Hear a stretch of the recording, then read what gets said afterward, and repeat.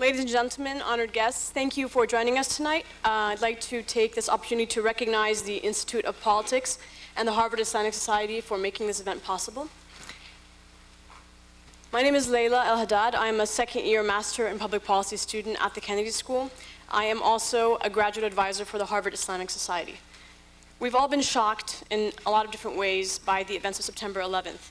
As a Palestinian and as a Muslim woman who is very visibly Muslim, I feel I have been especially affected, for as I too grieve, I have been the source of information for a lot of people coming to me looking for answers. I'd like to think that out of this tragedy, however, also comes an opportunity for us to better understand, as Americans, the religion of Islam, as a way of life for some 1 billion Muslims around the world. So when Bill White suggested the idea of this panel to me, I was thrilled. As we will hear tonight, Islam has no place for such unjust and immoral and vicious acts as those perpetrated on September 11th. Islam's tradition is one of submission to God, one of peace, one of discipline, and most of all, justice to everyone, not merely Muslims. I'd like to end with a verse from the Quran titled Time Through the Ages. By the time, verily, humankind is at loss, except such as have faith and do righteous deeds, and join together in the mutual enjoining of truth and of patience and constancy. With that, I'd like to hand it over to our moderator for the evening, Richard Parker, adjunct lecturer in public policy and senior fellow at the Shorenstein Center. Thank you very much and enjoy the evening.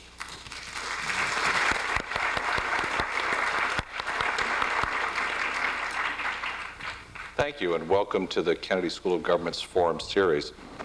The subject tonight of Islam and its roles, and I emphasize the plural roles, in Muslim politics is a delicate and dauntingly complex topic at the best of times.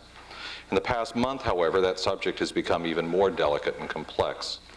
Because of the identities of September 11th's hijackers, plus the written records they left behind, millions of Americans have associated their actions with their understanding of Islam and their calls for a pan-Islamic uprising against the United States. That in turn has opened a large and indeed for many a frightening question. For whom do these people speak? Is it the case that some, such as Samuel Huntington, have argued elsewhere that we face here in America a clash of civilizations? Or is it the case that these people represented a small minority of what some inaccurately sometimes call Islamic fundamentalism, with only a very narrow, authentic base of support for their actions, despite a wider proclaimed sympathy among many Muslims with what they declare as their goals? Answering those questions is far from easy, because with 1 billion adherents worldwide, neither is Islam simply a unitary faith, nor are its followers of residents of a single country or even region, nor are adherents of Islam even in a single country always unified in their beliefs. Some in the West, while admitting both this complexity of what we'll call, for want of a better term, but referent to American experience, Islamic denominationalism, and recognizing that some 60 nations around the world exist in which Muslims are a majority, nonetheless, sometimes we have tried to find some sort of Islamic commonality as it has faced the problems of modernization, or more recently, globalization. But claims that Muslims have reacted homogeneously to the process of modernization itself, a sometimes spurious and misleading term, are also false and dangerously misleading. As I'm sure some of our panelists tonight will emphasize, better understanding the history of the past decades, as well as the last several hundred years of the interaction between Europe and more recently the United States, with the varied parts of the Muslim world today, will be essential to any greater grasp of the issues that we face. Even so, I think we need to acknowledge the importance of what we are doing this evening. This is a discussion of what could well be the most important domestic and foreign policy issue that the United States has faced in years. It requires our utmost patience and our care in listening as well as in speaking, something I hope we'll all recognize as we now go forward. Let me introduce our speakers tonight. To my immediate left is Ali Assani. To his left, Karen Armstrong, and then William Graham and Roy Motahadeh, each of whom I will introduce in turn as it comes their turn to speak. Let me begin by introducing Ali Ahsani. Professor Ahsani has been here at Harvard since 1983, specializing in the language, literature, and culture of South Asia, with an emphasis on India, Pakistan, and Bangladesh. From his knowledge in the area, Professor Ahsani has written or co-written 5 different books on the subject and teaches Foreign Culture 70, Understanding Islam in Contemporary Modern Societies, an enormously popular course among undergraduates and not a small number of graduate students as well. He'll open with a discussion of the varieties of Islam as a means of focusing our discussion. Thank you, Professor Ahsani. Okay, thank you. I think these past couple of weeks for me, both as a Muslim, as a practicing Muslim, as well as somebody who studies Islam in an academic context, have been difficult. I think both personally and also academically. The academic problems are trying to communicate the complexities of the Islamic world to audiences who know so little about the faith. And often whenever I have to make a presentation, I think, where do I begin? But what I would like to emphasize here, I mean, like taking the topic of our panel today, Islam, the roles of Islam and Muslim politics. The way I look at it, look at this whole question is, when I looked at the title, immediately the questions came to my mind. Well, which Islam are we talking about? Whose Islam are we talking about? Who is interpreting it? Because the way I understand the Islamic tradition, both as a practicing Muslim and as an academic, is that the Islamic tradition is made up of many, many different strands. It is in fact a spectrum of interpretations. I like to tell my students it's like a rainbow. There are many different colors in there, and there are certain things that define the rainbow. But within that rainbow, there is a tremendous diversity. And given that, so when I'm talking about which Islam, whose Islam, which interpretation, the question becomes even more complex if you're talking about politics. Then you say, well, the politics of which country? Are we talking about Senegal, which is majority Muslim? Are we talking about Mali? Are we talking about Mauritania? Are we talking about Iran? Are we talking about Saudi Arabia? And so on. And I think it's necessary to go into this detailed definitions of which Islam and in what context in order to understand what is happening. I think these blanket sort of views of somehow that 1 billion people in the world today who belong to so many different cultures, so many different ethnicities, are somehow think the same way or act the same way, I just think is intellectually uncouth. It does not represent the reality on the ground. Muslim societies are complex as any other human societies. And I'm going to stress here, human. With the stereotypes about Islam, Islam as the other and Muslims as the other, people forget that Muslims are human beings just like any other human beings. And Muslim societies are as complex as any other human societies, and that they are affected by a complex web of political, social, economic factors in which religion is one element. Right? Now, having said that, I would also like to point out that if you, just to illustrate what I'm saying, is if you take 3 neighboring countries that are majority Muslim, Turkey, Iran, Pakistan, right next to each other, all majority Muslim. But if you look at the role of religion and politics in these 3 countries, you come up with very different answers and very different scenarios. And I want to just say in this context, what you have, the situation in Turkey, which is, I think with the military rule the military rulers trying to follow the examples of Ataturk in a secularist Turkey are in fact fundamentalist in their secularism, so that they don't even allow religious symbols in public discourse. And then you look at Iran, and then you look at Pakistan. And Pakistan is interesting because it was the first nation state created in the name of religion, as a nation state for majority Muslims.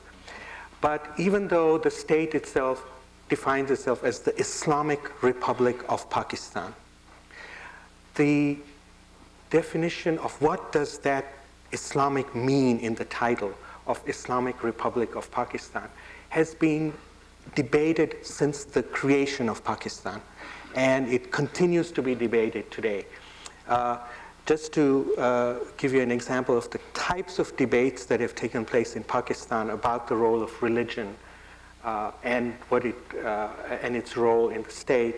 In 1953, there were sectarian riots in various parts of Pakistan, and the Pakistani government commissioned a report where they had a Justice Munir had a report, and he was commissioned to talk to all these different religious leaders, all these different ulama, and talk to them about what is their interpretation of Islam, who is the Muslim, and what role do they think Islam should play in the state.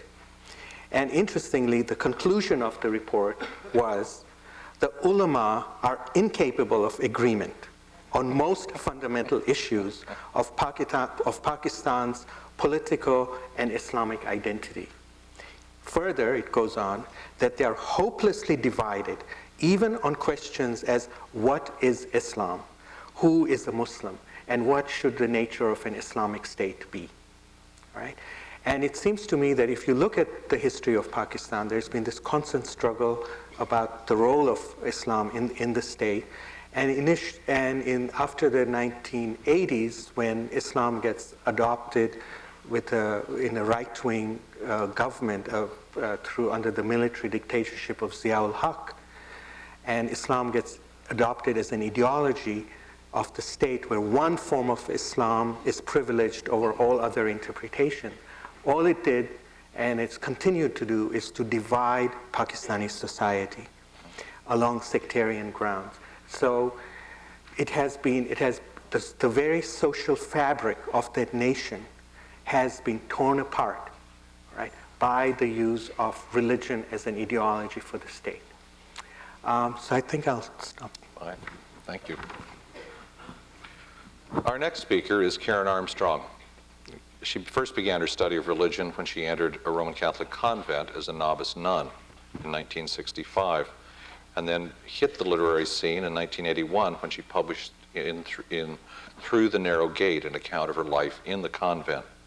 Since then, she's worked for a London television station on a 6-part documentary series that took her to Jerusalem and led to a subsequent interest in Islam.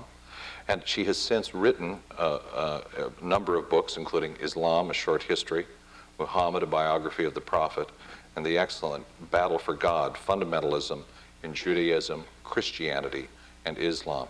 She'll talk this evening on the role of fundamentalism and our understanding of it. Thank you. The word fundamentalism has been bandied around a great deal in the last month, and people are using it in a very inexact way. And so it's always important to define your terms at the outset. Not all fundamentalism is extremist or violent. Only a tiny proportion of the people who might be called fundamentalists actually take part in acts of terror or violence. The rest are simply struggling to live a religious or devout life in a world that increasingly they feel to be inimical to faith, hostile to faith. Now, fundamentalism has erupted in every single major world religion during the course of the 20th century. It began right here in the United States at the turn of the 20th century, the showcase of modernity, because fundamentalism is in large part a religious reaction against modern secular modernity, our new modern society, which is unprecedented in world history. In every part of the world where a modern Western-style secularist society has established itself, a religious counterculture grows up alongside it in conscious reaction. And that began in the Muslim world in the late 1960s after a degree of modernization had been achieved. Now, every fundamentalist movement that I have studied in Judaism, Christianity, and Islam is rooted in fear. Every single fundamentalist movement that I've studied is convinced that modern secular society wants to wipe out religion, even here in America. And so when people feel that they are fighting for survival, when they feel that their backs are to the wall, they will often lash out violently, perhaps like a wounded animal. Though, as I say, by no means always, that this is not the case. Secondly, fundamentalist movements are not atavistic returns to the past. Very often they will idealize a golden age of the past, but these are essentially modern movements that could have taken place in no society, no world other than our own. And that's difficult. People are sometimes surprised to hear that, but it is the case. I'd just like to hove in on one particular Muslim form of fundamentalism, which is roughly the sort of fundamentalism practiced by bin Laden himself. Here you see first the fear. Sunni fundamentalism was developed by an ideologue called Sayyid Qutb, who had been a moderate and a reformer until he was incarcerated by Nasser, along with thousands of members of the Muslim Brotherhood in concentration camps in the 1950s, sentenced to 15 years hard labor, subjected to physical and mental torture. This experience convinced him that the secular government of Egypt, even though it paid lip service to Islam, was in fact the enemy of religion, and it was the duty to wipe out. He felt that they were going to wipe out faith, and therefore the only possible response was a jihad, a disciplined struggle. Yet in a strange sense, Qutb was a man of the 1960s. What he was proposing was a form of liberation theology. Because God is sovereign, therefore a Muslim need respect no human authority whatsoever, religious or secular. He was very much a man of his time, at the same time as he based his ideology on the life of the Prophet Muhammad. He taught, basing his typically fundamentalist ideology, same pattern appears in almost every single fundamentalist movement that I've studied worldwide, of withdrawal from the mainstream society, as the Prophet had withdrawn from Mecca to Medina, the creation of an enclave of pure faith, and thence a counterattack, a jihad, on the enemies of Islam. In the first instance, his own co-religionists. That's always the case too. Fundamentalisms always begin with an attack on one's own countrymen, one's own co-religionists. Only at a later stage, sometimes, do people start to attack a foreign foe. Now, these are distortions of religion because of the desperation, because of the fear, because of the rage and anger. They tend to overemphasize the aggressive passages of scripture and the aggressive traditions and downplay those that preach compassion. Interestingly, Qutb made jihad, holy war, the final phase of the life of the Prophet Muhammad. He left out 2 crucial years of the Prophet's career in which the Prophet turned from armed struggle and armed conflict to a campaign of non-violence, which was similar to that of Gandhi. And he achieved final victory in a peaceful campaign, not in a war. So that you see the tradition has been skewed and given a violent cast that it doesn't really have.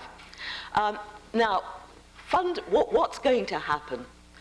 The history of fundamentalism shows that it is very dangerous to ignore it, because these people are expressing, sometimes incoherently, in strange, bizarre ways, but are expressing anxieties and fears that no society can safely ignore, and that we saw on September the 11th.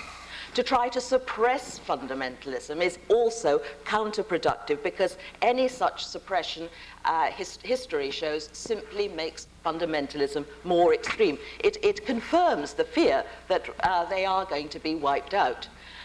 Also, exploiting fundamentalism is no good either, as Sadat tried to do when he supported the Islamist groups in the universities, and these turned into a Frankensteinian monster that killed him. So what we've got to try to do is decode the fundamentalist imagery, the fundamentalist discourse, and try to understand what these people are trying to tell us, and then address some of these fears and terrors. It seems, however, that we're not doing too well, because in every movement that I've studied, fundamentalism is becoming more extreme. Even right here in the United States, it has gone long beyond, way beyond Jerry Falwell and the moral majority.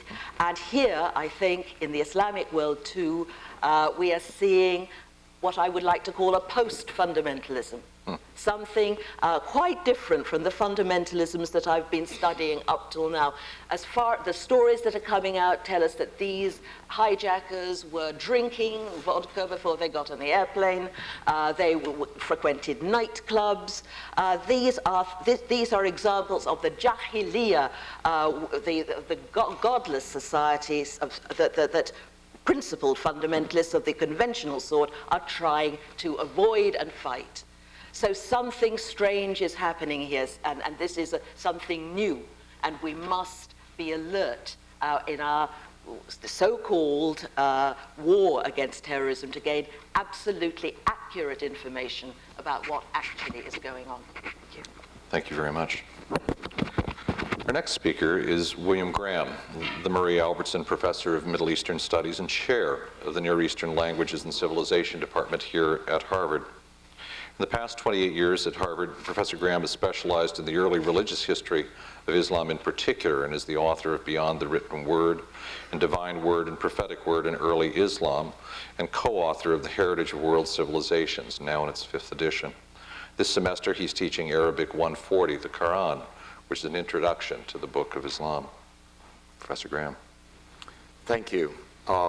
I'm going to try to stay fairly close to text in order to try to meet my 5-minute limit. I hope you'll forgive me that. I want to say just a few words about the issue of Islam, politics, and authority. First of all, as I think each of my colleagues has already done, we began by looking at the terms that we're asked to address. And in the title here, the only thing that I have a problem with is the Muslim politics part of it.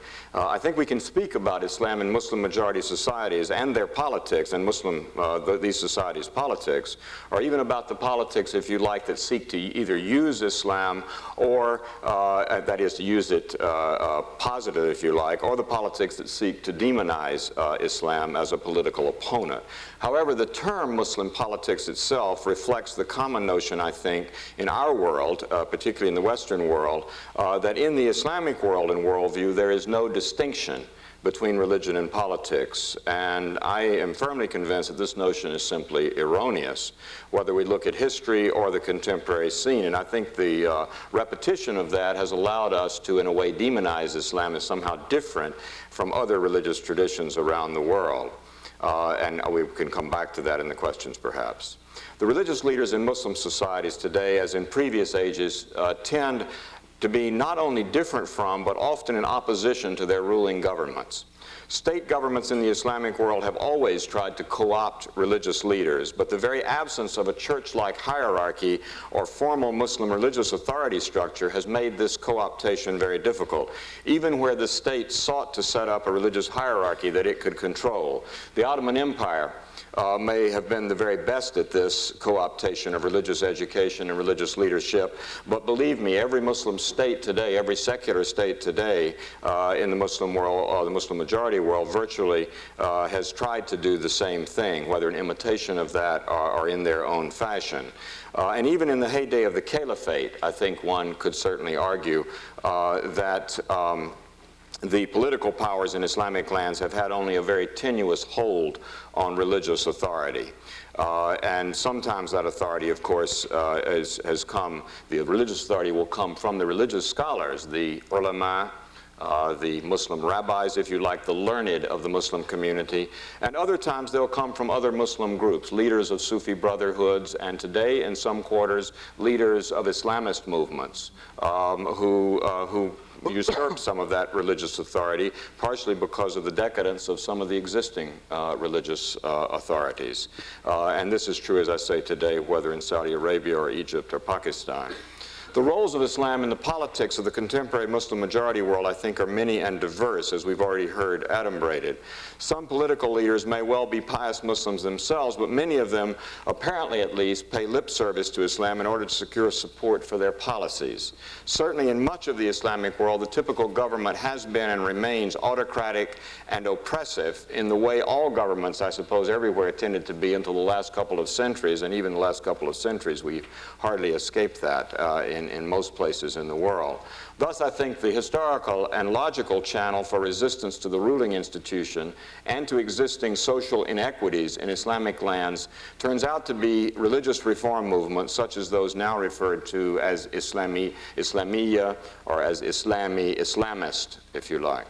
The widespread notion in the West, of course, is that these movements there are three, I think, parts of this widespread notion. First, they're all fundamentalist, that is, literalist and reactionary. Second, that they're inclined to violence and even terrorism. And third, they're bent on creating Islamic states. The facts, I think, are otherwise if you look at the large picture. Many Islamist movements began as efforts to shake up and displace conservative, discredited religious leaders and the oppressive state regimes that had co-opted them.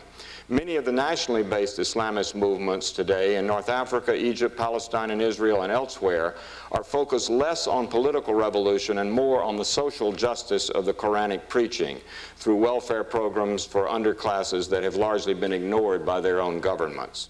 The largest Islamic reform movement in the world, the Tablighi Jama'ah, is politically quietist and aims only at reforming individual Muslims' piety, eschewing politics altogether. And theologically, of course, finally, there's a wide range of reformist thinking about the nature of Islam and its relation to the state, as Professor Hassani has already indicated. What is clear, however, is that circumstances have never been better for the relatively tiny numbers of true extremists who embrace radical political activism or, in a very few well-known cases, even overt terrorism in the name of Islam. They justify their extreme measures with a rigid and radically puritanical interpretation of the faith that is derived most often directly or indirectly from the late 18th century Wahhabi movement and its modern progeny in the Arabian Peninsula and elsewhere. But the key matter, I think, is how these extremists can garner passive and sometimes even active support from rank-and-file Muslims who otherwise shun violence. Frankly, from where the people stand, the Muslims stand in the Islamic states of the developing world, I think it's clear that they can point to instance after instance of Western and especially American intervention, even aggression, in the Muslim-majority heartlands and the wider Islamic world altogether. Bin Laden belongs to this strand of extremist claims on Islam, and his extremism elicits positive support in some quarters, in good part, I believe, because there is so little apparent alternative resistance either to oppressive and corrupt national governments or to invasive and uneven American foreign policies in the developing world. He can play what a colleague of mine once called in a smiling way, the only game in town, OWNLY. For Muslim response to be perceived, for Muslim response to perceive foreign domination and domestic repression. He claims, as many of the other extremists try to do, that they are the only hope for resistance to injustice at home and domination from abroad. The real question for everyone, Muslim as well as non-Muslim, is how do we take back the game and support and encourage the majority voices, I think, of mainstream Islam and avoid increasing the numbers of the reactionary extremists and their broader base of sympathizers. Thank you. Our final speaker this evening is Roy Motahedeh, the Guernsey Professor of History here at Harvard. He's the chair of the university's Committee on Islamic Studies and specializes in the pre-modern social and intellectual history of the Islamic Middle East. He's faculty advisor to the Harvard Middle Eastern and Islamic Review and the author of 2 books, Loyalty and Leadership in an Early Islamic Society and The Mantle of the Prophet, Religion and Politics in Iran. Professor Motahedeh. Thank you. I just want to throw out some theses. First of all, I want to say how specifically Arab, and more specifically of the Arab Peninsula, the statements by Osama bin Laden have been. I think that we're, as far as we know, all the people involved in the hijacking in the event were from the Arab world. I'm not saying that the Arab world is a more violent place, but this rose out of concerns. This event, this more than tragic events, this horrifying event, rose out of concerns more particularly felt in the Arab world than anywhere else. This is very clear in the fatwa that Osama bin Laden issued in 1998. Let me say, by the way, in passing, that a fatwa is a religious opinion. It's the same as a responsum in Judaism.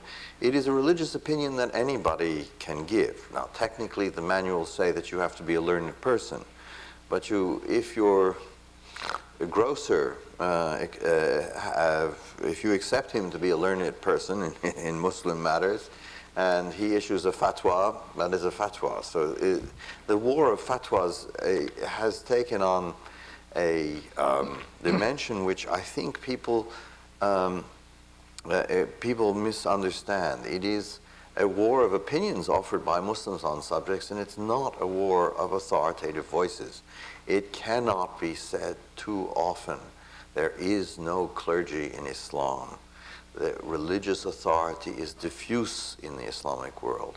There are individuals who, by their great learning, or sometimes by their appointment to state positions, like the muftis of countries, have a certain standing. But that standing is not necessarily accepted by all the peoples of those countries, nor is anybody's religious authority accepted by all Muslims everywhere.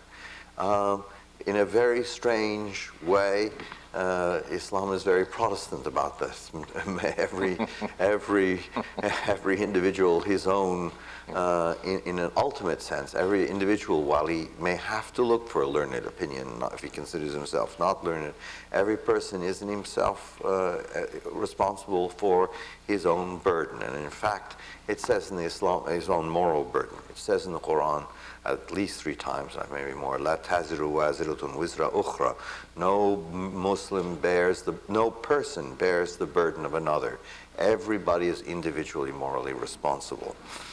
Anyway, just in support of the fact that this continues to be for Osama bin Laden, he pulled in his most recent fatwa, he talked a great deal about Palestine and Israel and so on and so forth. But that's not the emphasis in the earlier fatwas. And in the most recent interview, which he gave to a man named Nick Robertson, this is the 15th of October, he is a representative of Osama bin Laden, I said, "The only way that the conflict could end and the United States could avoid having its economy and political situation ruined was if the United States removed its troops from Saudi Arabia." So it remains a very specifically Saudi concern that is at the heart of this man's, at least so he believes, this man's behavior. Secondly, I want to turn to the question of what is an Islamic government. Now, I do teach a course on Islamic political thought, but Islamic political thought is rich and interesting because it is not univocal. It does not agree. And I want to point out, because I am of Iranian origin, if we look at the avowedly Islamic regime of Iran, how extremely different it is from the regimes in, say, the Sudan, which also has an avowedly Islamic regime, or the Taliban, whom the Iranians can't abide. The Iranians continue to believe that some portion of sovereignty belongs with the people, and they continue to have elections which are clean. I don't think they're totally democratic because they don't allow all candidates to run, but nevertheless they're clean elections. Nobody inside Iran in the opposition says that the elections are dirty. This is part of the Iranian understanding of what an Islamic government is. And it is a real understanding, and it is different from the Taliban, and it is different from the Sudanese. And it is quite clear that 70% of the Iranians, because these are the people who have voted both in parliamentary and in presidential elections, 70% of the Iranians want a much greater role for elected voices in the running of their country. This is a country which is moving towards democratization in spite of a very clearly minority movement of hardliners who want to obstruct such movement. So when we say, what is an Islamic government in the modern world? It can be many different things, and certainly in the actual historical experience of our time, it has been many different things. And the last point, quite in line with this, there is a terrific intellectual ferment in the Islamic world. There is a great desire to redefine what the role of the Islamic sacred law, the Sharia, is, what the role of the Quranic prescriptions for law are, and so on and so forth. Many voices speaking differently, but still in extraordinarily, with a great deal of sophistication and with a great deal of variety.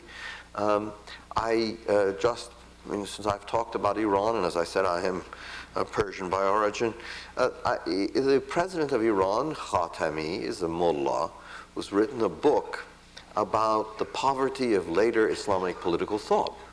He feels that later, at a certain point, and I, as an historian, think this is to some extent true, that Islamic political thought began to be somewhat limited in speaking about certain areas like resistance to government and so on and so forth.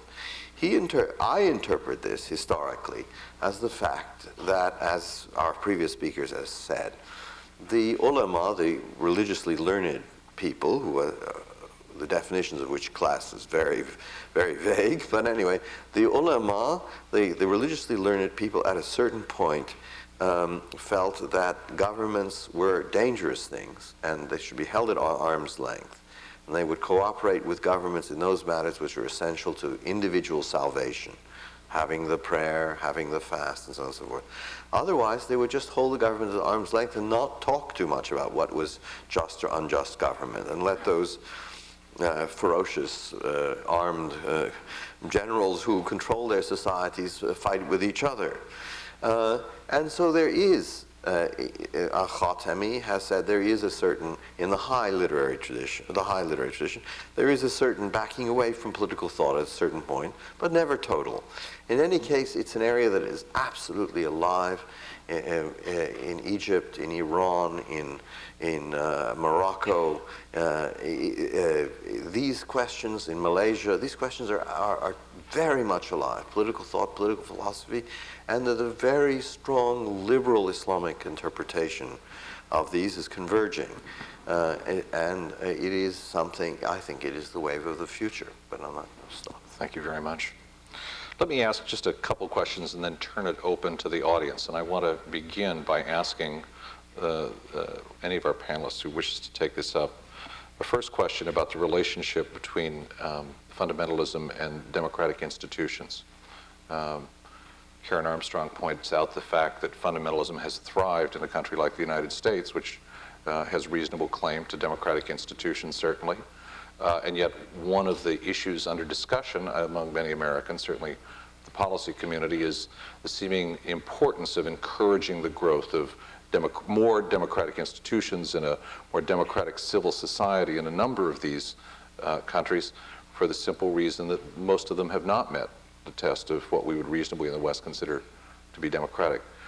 What is the relationship and what are the role? Is it an appropriate goal for Americans to encourage increased democratization? And if so, how? Yes, Karen. Yes, I mean, of course it's a good goal, but it's a difficult goal. The relation between fundamentalism and democracy is not a good one, not even here in the United States. Some of the post-fundamentalists that I'm talking about here would like to see the end of the democratic federal government and would not have been too sorry about the events of September the 11th. They would see that they don't have to do anything about it because they believe that God is going to smash this democratic government, and they don't need to take a hand in this. But democracy is very difficult to implement. It took us in Europe and the United States centuries to develop our democratic institutions. It requires, too, that all the sectors of the population become acquainted with modern ideas. And it has to be said, too, that in some parts of the world, democracy has a bad name.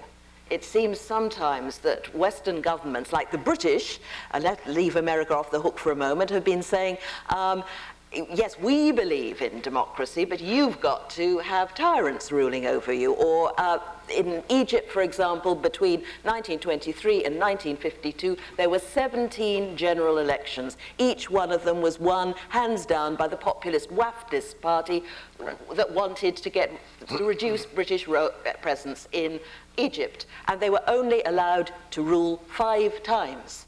Now, this means that democracy can become a bad joke.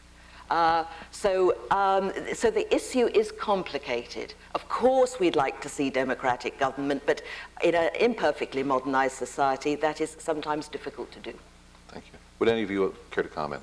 Ali. Well, I look at this issue from a slightly different perspective, because if you look at democracy, and I think at the core of democracy is pluralism and the ability to respect different opinions and different viewpoints.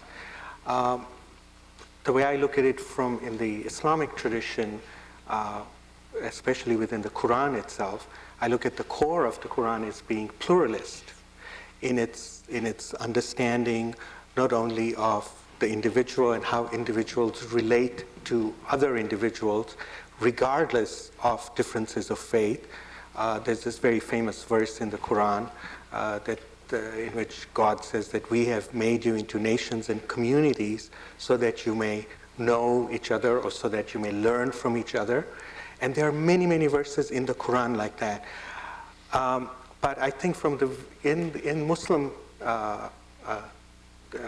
commentaries on the Quran, often you have exclusivist or anti-pluralist interpretations taking place of the text. And as far as I can tell, very often they are connected with attempts to establish political hegemony.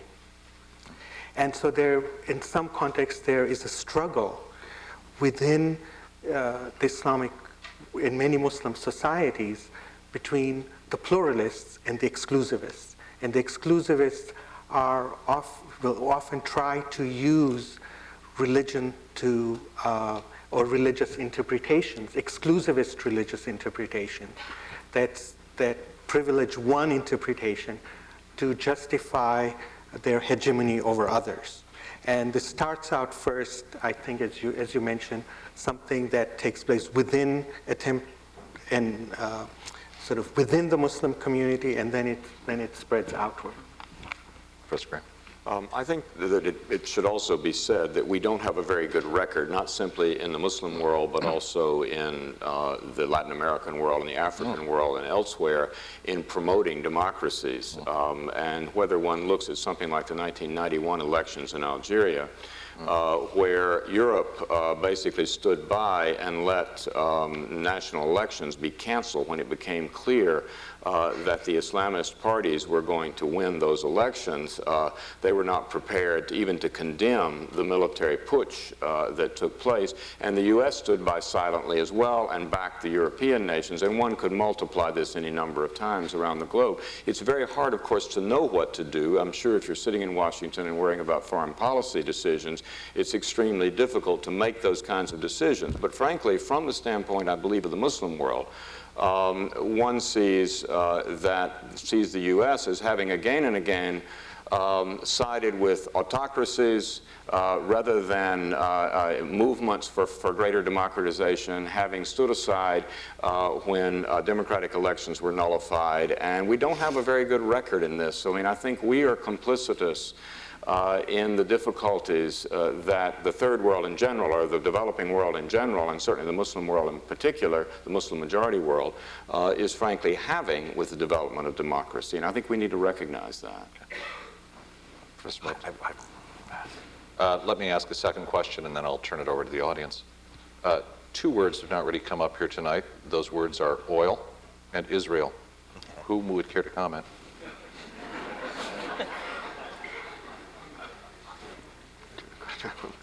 Please. Go ahead. Me? Okay. Not all at once. Not all at once, right. please. All right. I'll stick to Israel, if you don't mind. All right.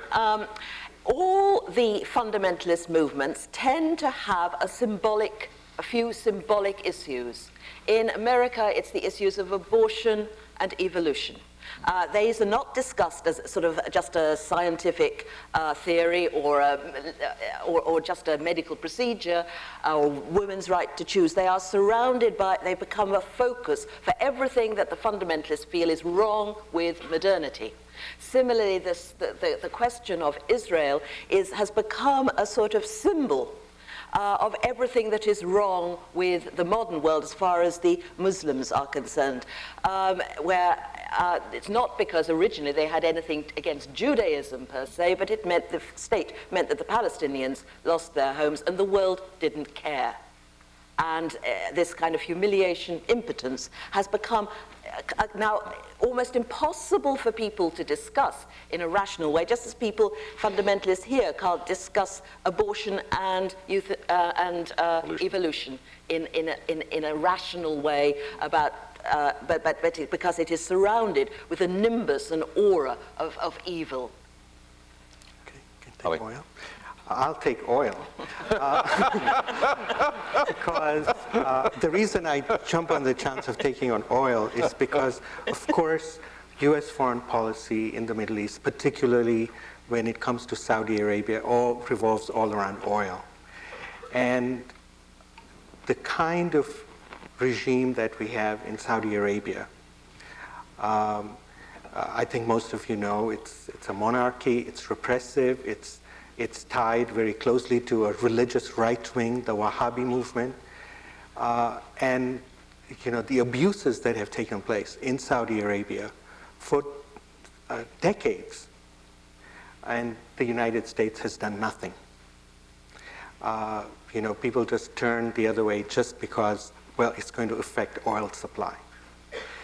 And as a result, and I think if the kind of Islam and the kind of regime that was limited just to Saudi Arabia, that would be one thing. But I think the type of Wahhabi Islam that has been practiced in Saudi Arabia, that has also been exported to other parts of the world through various institutions and Saudi funding. And so you have even countries like the United States, Nigeria, Senegal, everywhere you go, you run across institutions that are Saudi funded, that are promoting this, what I call this right-wing Wahhabi type of Islam, that actually comes into conflict with local Muslim cultures, that are based on local traditions that treasure diversity.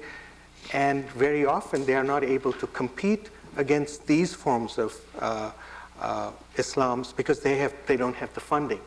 And the most recent instance was in Bosnia, where I think in the rebuilding of some of the mosques that were destroyed by the Serbs, you had groups, Arab groups going in there telling the Bosnians, yes, okay, we'll rebuild your mosques, but you need to rebuild it not the Bosnian style, but you need to build it our style, the Arab style, because that's the authentic style. And also, the many Bosnian mosques, they had a tradition of having a cemetery behind the mosque with graveyards and tombstones, which in Wahhabi Islam is forbidden. And so one of the conditions that some of these groups made for the Bosnians to rebuild their mosque is, well, you will allow us to bulldoze your cemeteries because those are un-Islamic. But it is this kind of Islam that has been propagated from Saudi Arabia that has been threatening diversity in the Muslim world. I think people are very familiar with it. I'm sure, but nevertheless, the United States, by standing and turning a blind eye to all of this, is in fact propping up a regime that many Muslims look on as being corrupt and not really representing the true teachings of Islam. Thank you. Roy. Just briefly about Israel, I think that we're in a sort of vicious cycle, and I think it's one that has made the Arab world a sort of sea of bad governance as compared with other parts of the Islamic world. And part of it is that regimes blame the Arab-Israeli situation for their putting aside questions of democratization. At the same time, the population is very agitated by it, very genuinely agitated. The Arabs, particularly because they see people whom they identify as fellow Arabs, as perhaps Americans, Canadians, and people from Great Britain would identify each other, and so there is a vicious cycle. I think that people should realize whatever peace the Palestinian people themselves accept, other Muslims will accept. And there's too much, I think, too much significance given to the anger about this issue insofar as people see it a predictor of long-term behavior. It is an adjutant which causes things in the short term, but as soon as there's a peace between that Palestinians accept, other Muslims and Arabs and everybody will accept it. And as for oil, it's extremely interesting. The whole business about the Arabian Peninsula being sacred and so on and so forth. The majority of medieval jurists, and this I can say because I've looked it up recently, the majority of medieval jurists say it's only the province of Hijaz, which includes Mecca and Medina, from which Jews and Christians are supposed to be removed. There have always been Jews in the Yemen. I mean, from pre-Islamic times to the present. Not always, I don't know, geologically, but there were at the time of the Prophet's death Christian communities in Najran which were not disturbed. So it's really it is partly there is a minority opinion that he meant the entirety of the Arab Peninsula. And this, I think oil is one of the factors in making this sense that sometimes the whole peninsula is a sacred object. It's a sense of power and privilege. Sorry. Bill, would you care to? I'll pass, I think. All right. All right, let me lay out the ground rules for questions here, and I'll engage in a little Harvard democracy. We're going to take questions going around. We have 4 microphones, 2 in the loges, 2 here on the ground. We'll ask you to give your name and your affiliation, and we'll ask you to ask questions, not make statements or speeches. And if you do and choose to indulge in the latter, I will cut you off. So, our first questioner.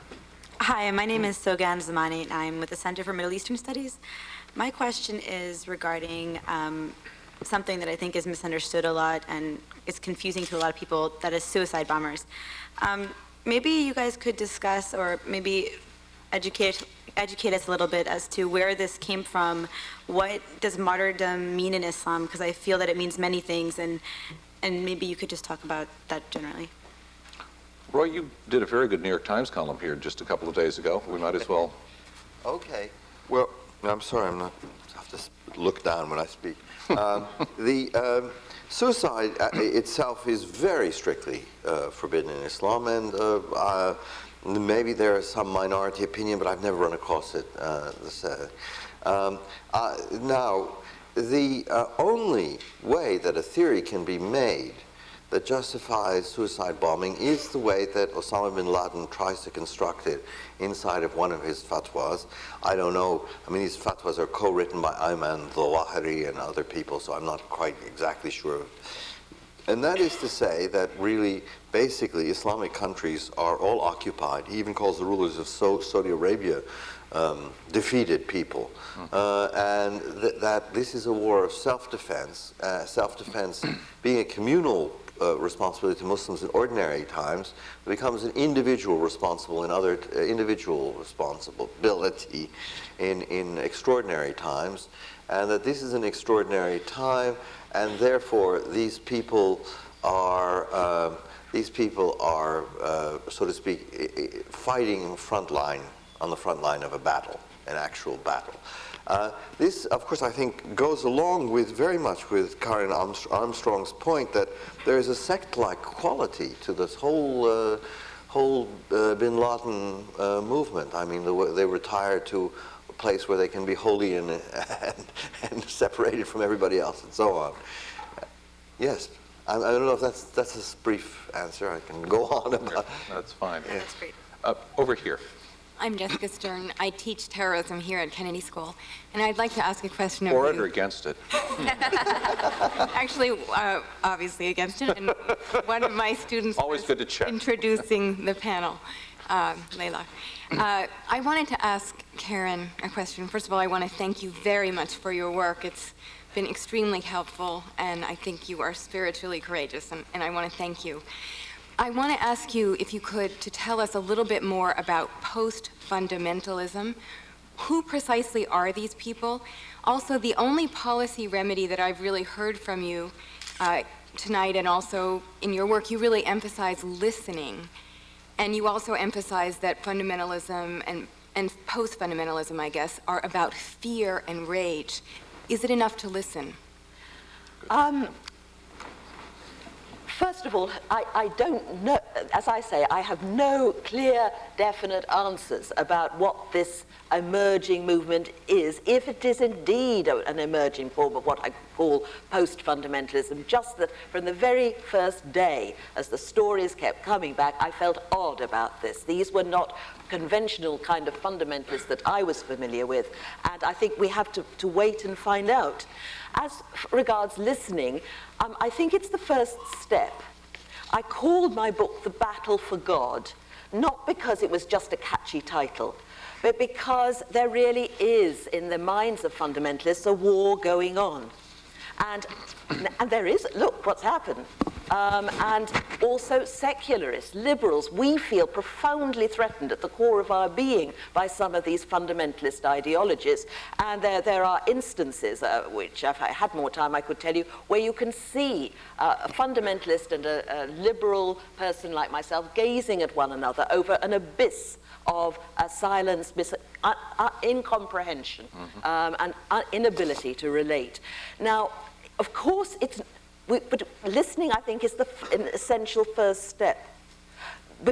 In a war situation, it takes ages to get people even to come to the table. We've been going through this in Northern Ireland.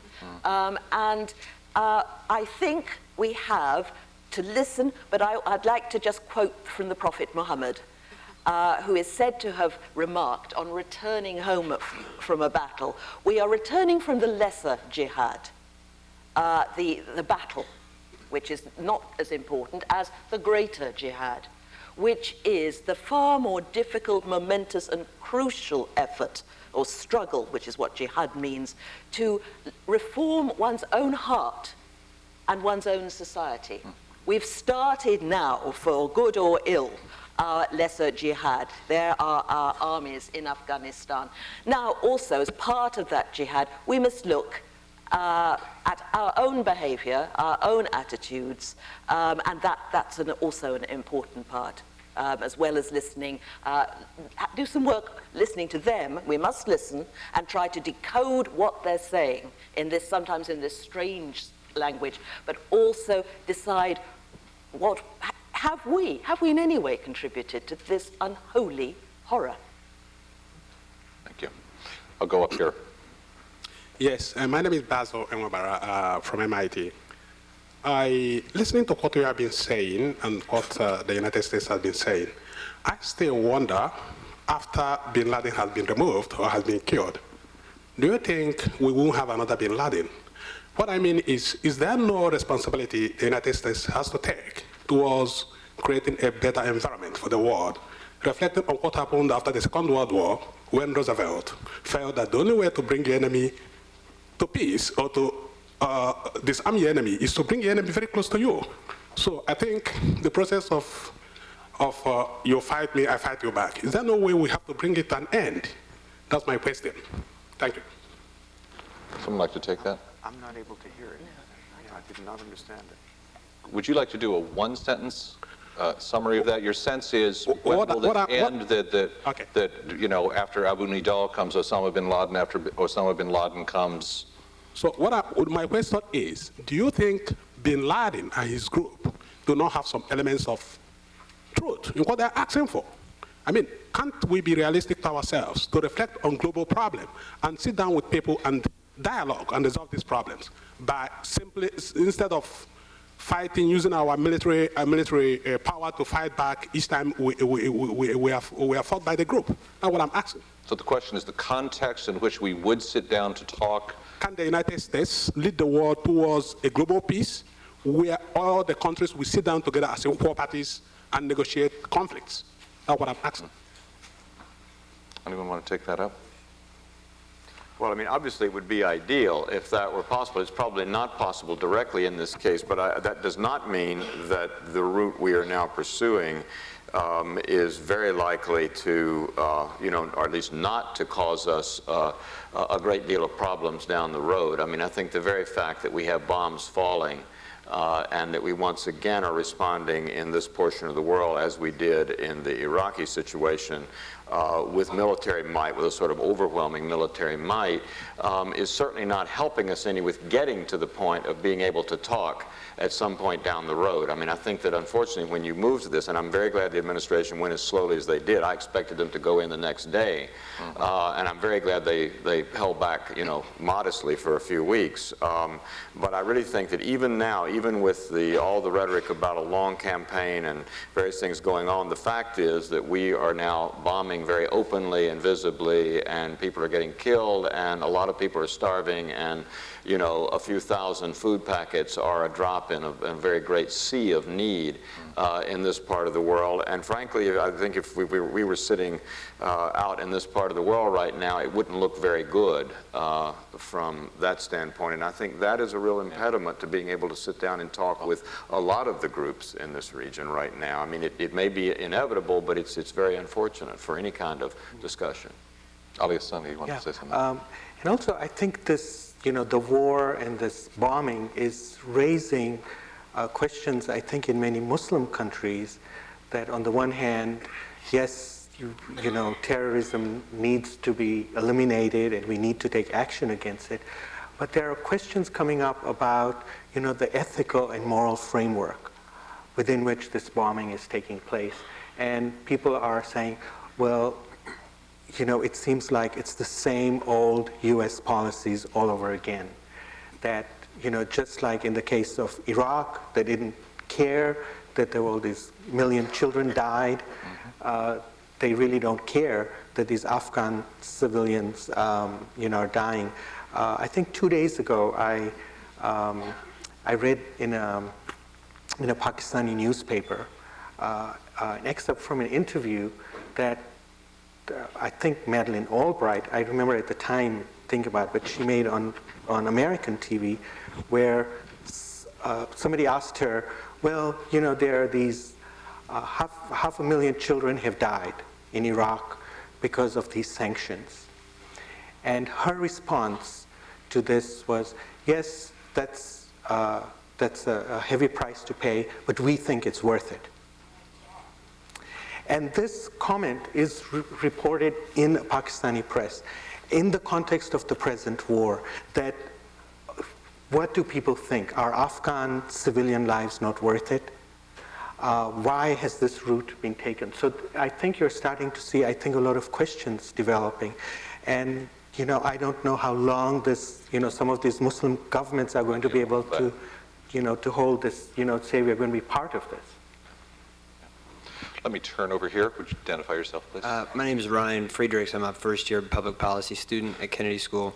My question centers around Pakistan and is part of a discussion that Tim Russert, actually, I watched him give this weekend about the larger goal of what seems to be happening in the war on terrorism right now, and really about the stability of Pakistan, and that his argument was stemming from a congressional set of papers that said the larger goal may be, in bin Laden's mind, the overthrow of Pakistan and the ability to use their nuclear capabilities to get the U.S. troops out of Saudi Arabia, out of Egypt, and actually potentially destroy the state of Israel. And my question is, given that, what is there truth in your mind to potentially that as a set of goals? And if so, what is the level of stability in Pakistan? What can our country do to help stabilize Pakistan? Well, Pakistan is a very unstable country. In the last 20 years, it has been torn apart, as I said, by sectarian riots and wars, lots of violence that has taken place. You know, in its more than half of its history, it's been under military dictatorships. And this is just the latest round. It's like, if you look at the political history of Pakistan, who comes into power and who's out of power, it's like a circus. Which I think indicates the instability, you know, on the ground. And Pervez Musharraf, when he did come into power, in the last couple of months, he's tried, you know, he makes statements about how he's going to try to get rid of these jihadist groups, even before September 11th. Get rid of funding for jihadist groups. He's tried to ban certain sectarian groups, extreme sectarian groups. There's been lots of Shia-Sunni tension and violence that has taken place. Groups like the Ahmadi have been declared non-Muslim.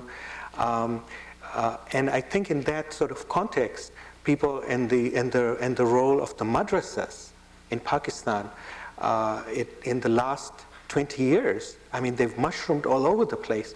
And people have been talking about the Talibanization of Pakistan. There are many people, in fact, in the army, you know, the lower echelons of the army are products of these madrasas. So there is a real fear there about, you know, that this particular type of right-wing Islam may, in fact, threaten, you know, the regime in Pakistan. And already we had in the late 70s, early 80s, we had right-wing groups like the Jamaat-e-Islami, perhaps not as extremist as Osama bin Laden, but certainly propping up the government and instituting an Islamization policy, which there were protest movements against, but nevertheless it already has happened before. Question over here. My name is Mitzi Sellers. I'm a master's student at the Divinity School here. My question is to the panel generally. In light of your comments that there's a plurality of religious and political thought in the Muslim world, whether in the Middle East or elsewhere, and also that the Israeli-Palestinian conflict is symbolic for fundamentalist Muslims, and that Muslims, generally speaking, might follow the lead of Palestinians in acknowledging some kind of resolution to that problem, I'm wondering, how might the United States navigate these concerns and impressions in the Muslim world in an effective way, whether through our policies or through the message that we convey?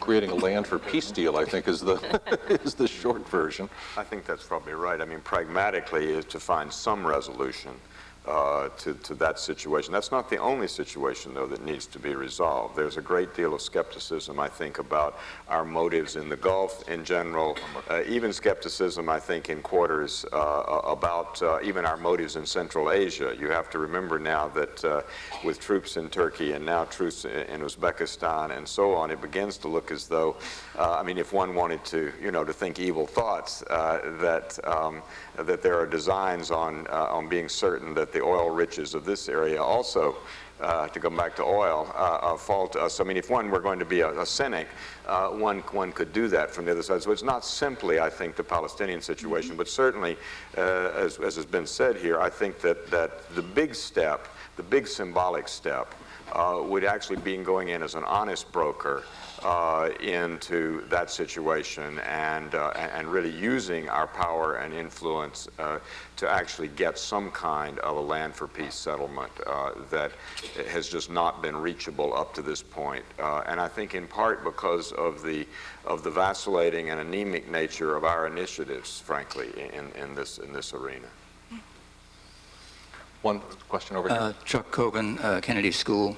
This is a bit akin to what Tom Friedman has just written, although I've been thinking about it since September 11th.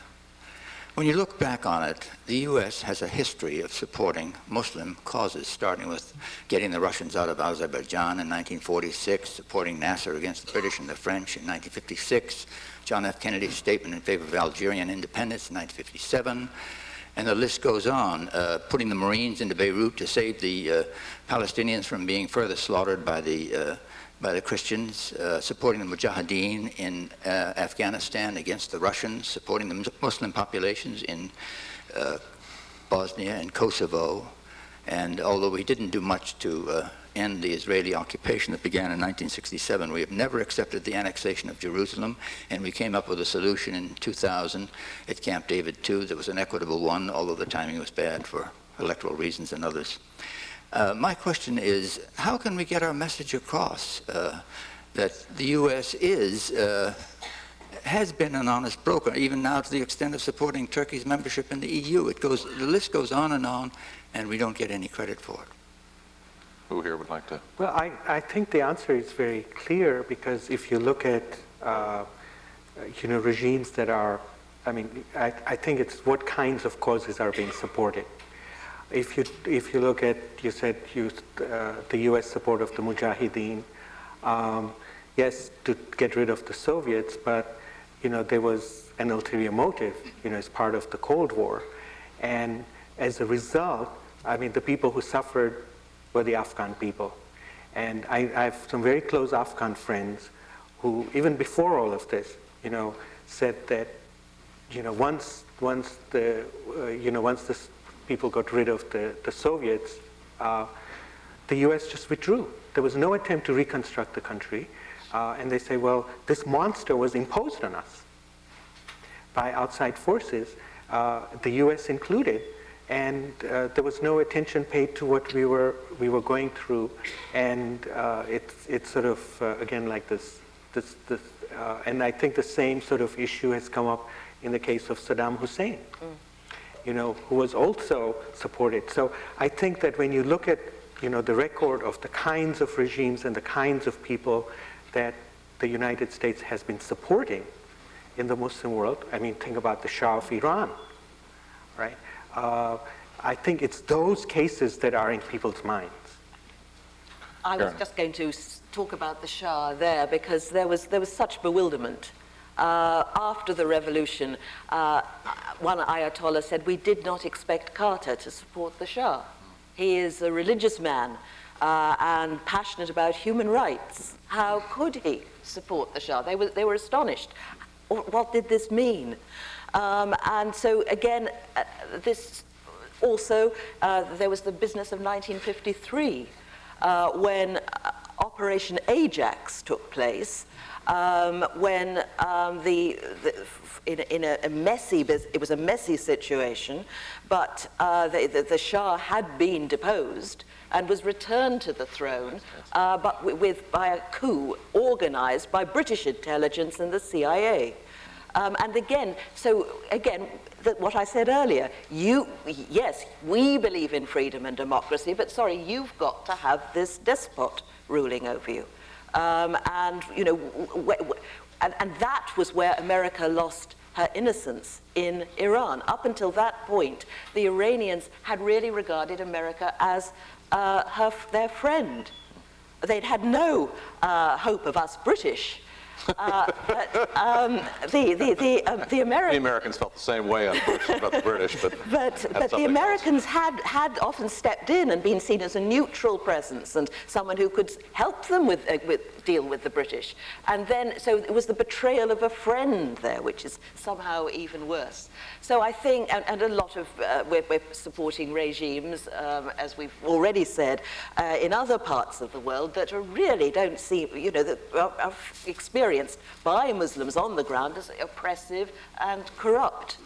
So, you know, apart from the issues that you mentioned, you know, our record hasn't been great. And this is part of the greater jihad, to look at these questions again, now that the shock and distress is beginning to abate, now to look seriously and contemplatively at precisely these kind of issues. Mr. Graham.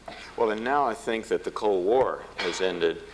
We actually have, I think, an immense opportunity in this part of the world and many parts of the world to actually put our money where our values are, if you like, and to, in fact, be willing to condemn regimes that ought to be condemned, and to at least voice support. I'm not saying that we should necessarily intervene with military support for movements that are trying to democratize and to change things in this part of the world. I mean, I think there's a deep yearning in Muslim societies, as in most societies under repressive governments, for civil society, for a civil society in which people have a voice, not just in the local neighborhood, where I think is often the case, and maybe the only place in many Muslim societies, but up to their governments as well. And I think we have an immense opportunity. It's an odd time to say that we have opportunities, but I really do think the opportunities are there, but it's going to take a great deal of out-of-the-box thinking by the political establishment here, and I think that's very hard to do. I am unfortunately going to have to draw this evening to a conclusion. Two of our guests have classes to teach, and employment responsibilities call. I want to thank Karen Armstrong, Ali Hassani, William Graham, and Roy Motahedeh for a spectacular evening. Thank you so much. Thank you all. Thank you. Thank you.